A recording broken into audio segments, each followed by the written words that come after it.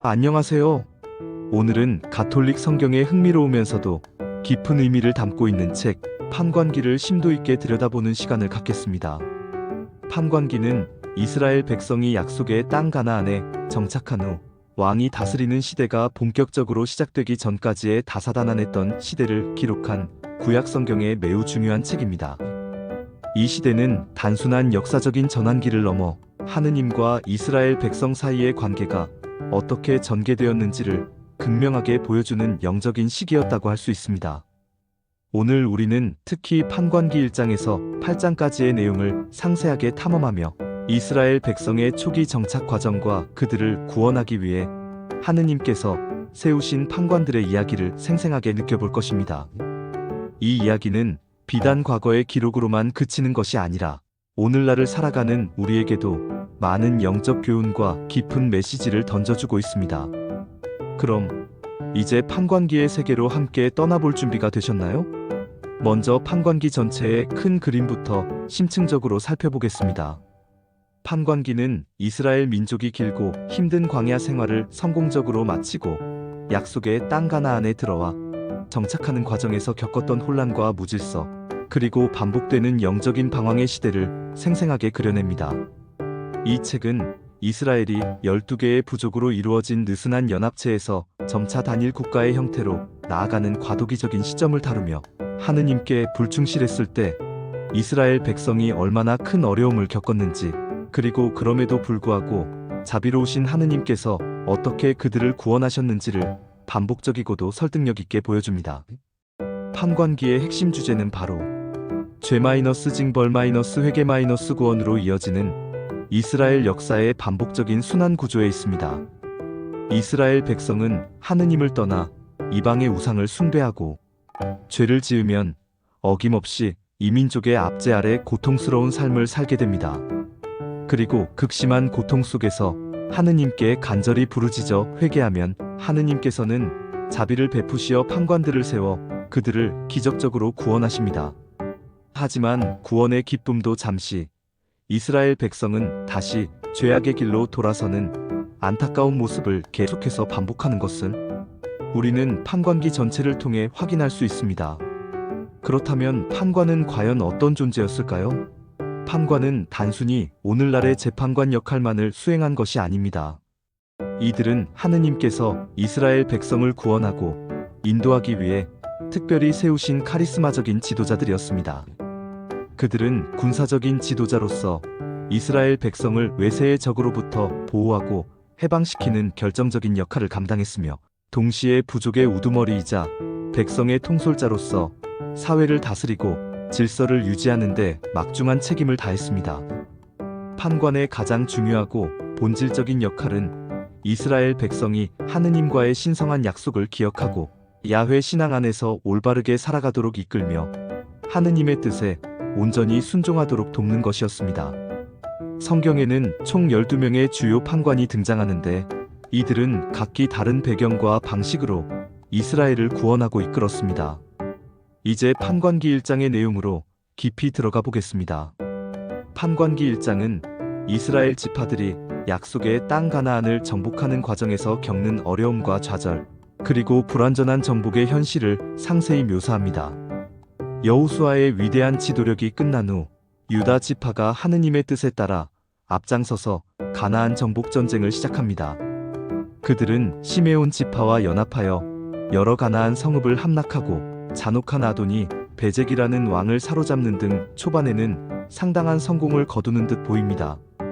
유다 지파는 헤브론과 드빌을 정복하고 갈렙은 드빌의 왕 오트니엘에게 자신의 딸 악사를 아내로 주기로 약속하며 승리를 이어갑니다.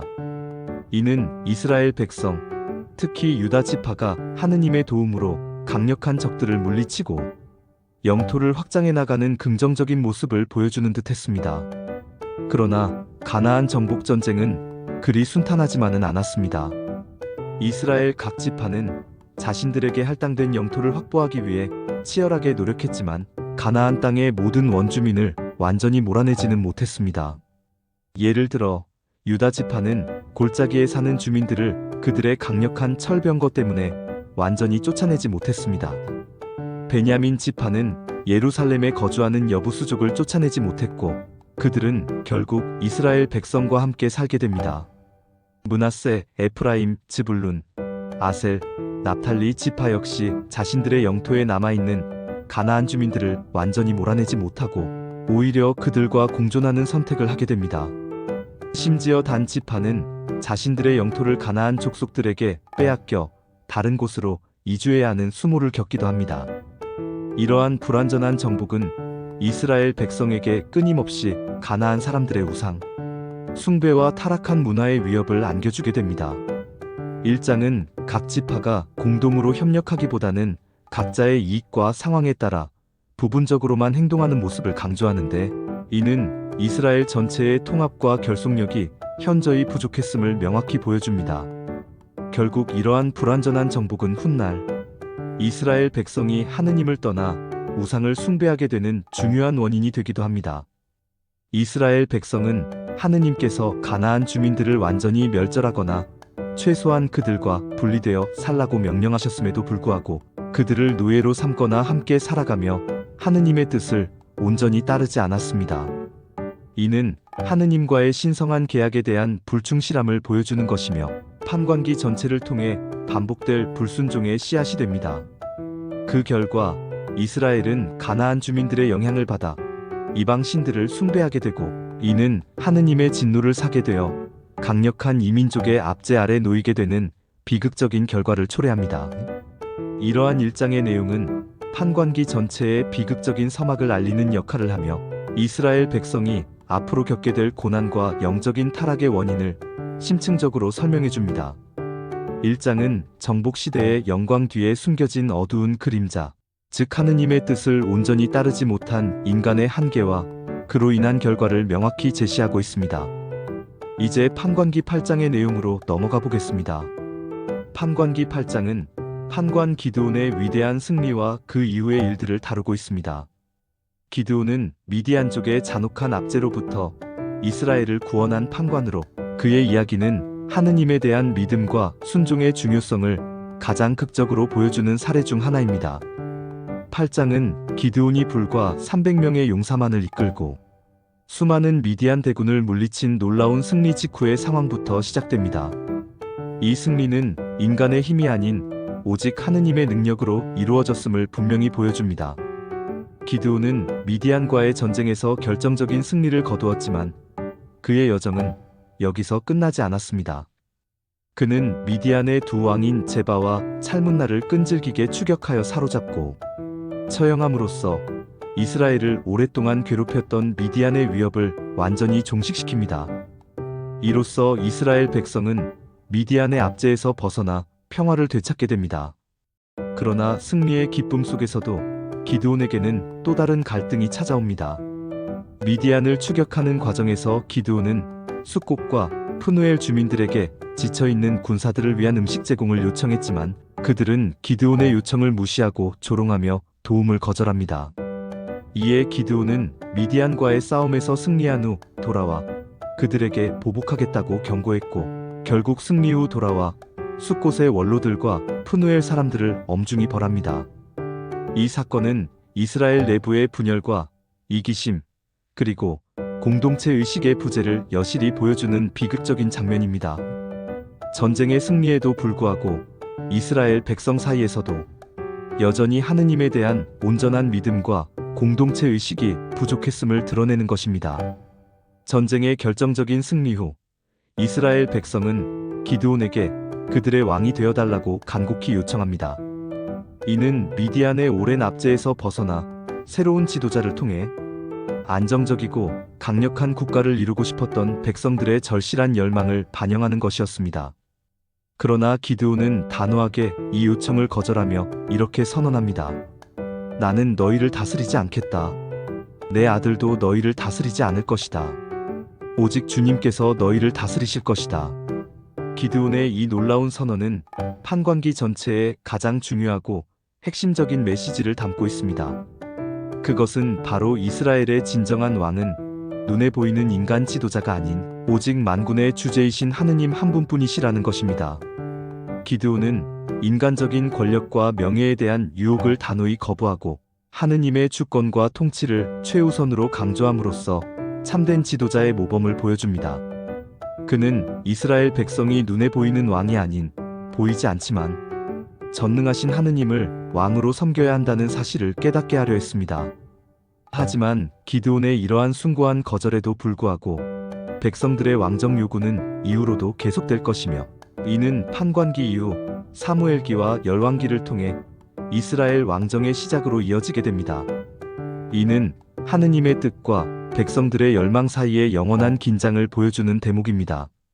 아이러니하게도 기드온은 왕이 되는 것을 거절했지만 백성들이 바친 전리품 중 금 귀걸이들을 사용하여 에봇이라는 우상을 만듭니다.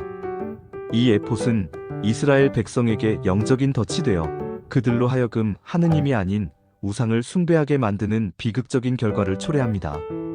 기드온이 처음에는 좋은 의도로 에봇을 만들었을지라도 이는 결국 이스라엘의 신앙을 타락시키는 결정적인 원인이 되고 맙니다.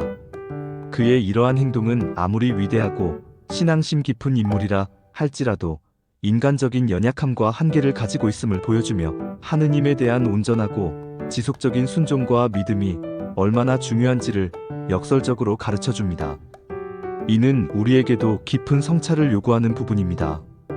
8장 후반부에서는 기드온의 아들들이 많이 있었고 그가 평화롭게 살다가 나이 들어 영면했음을 기록합니다.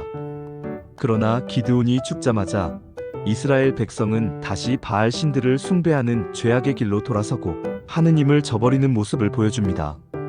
이는 이스라엘 백성의 뿌리 깊은 불충실함과 하느님의 구원, 역사가 인간의 죄로 인해 반복적으로 단절되는 안타까운 현실을 여실히 보여줍니다.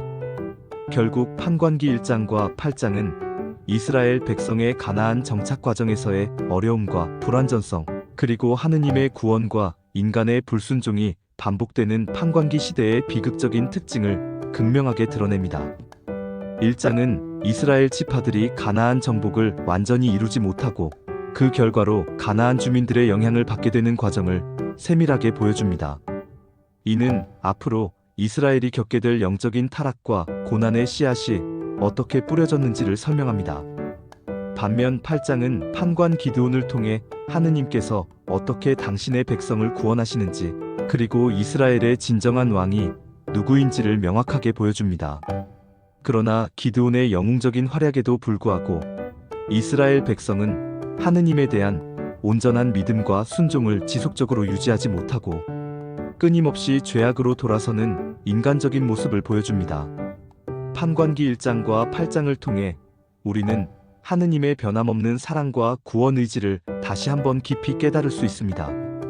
아무리 이스라엘 백성이 불충실하고 반복적으로 죄를 지었을지라도 하느님께서는 그들의 간절한 부르짖음을 결코 외면하지 않으시고 판관들을 통해 지속적으로 구원의 손길을 내미셨습니다. 동시에 이스라엘 백성의 반복되는 불순종은 인간의 근본적인 연약함과 하느님의 말씀을 온전히 따르지 않을 때 어떤 비극적인 결과가 초래되는지를 분명히 경고합니다.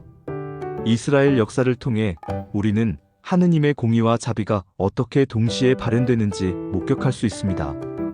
판관기의 이 이야기는 단순한 옛날 이야기가 아닙니다. 이는 오늘날을 살아가는 우리에게도 중요한 영적 교훈과 깊은 성찰을 제공합니다.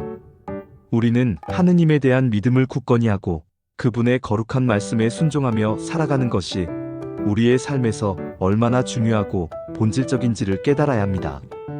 또한 공동체 안에서 서로 협력하고 사랑하며 하느님의 뜻을 온전히 따르려는 꾸준한 노력이 우리의 삶과 신앙을 더욱 풍요롭게 만들 수 있다는 것을 판관기의 역사를 통해 배울 수 있습니다.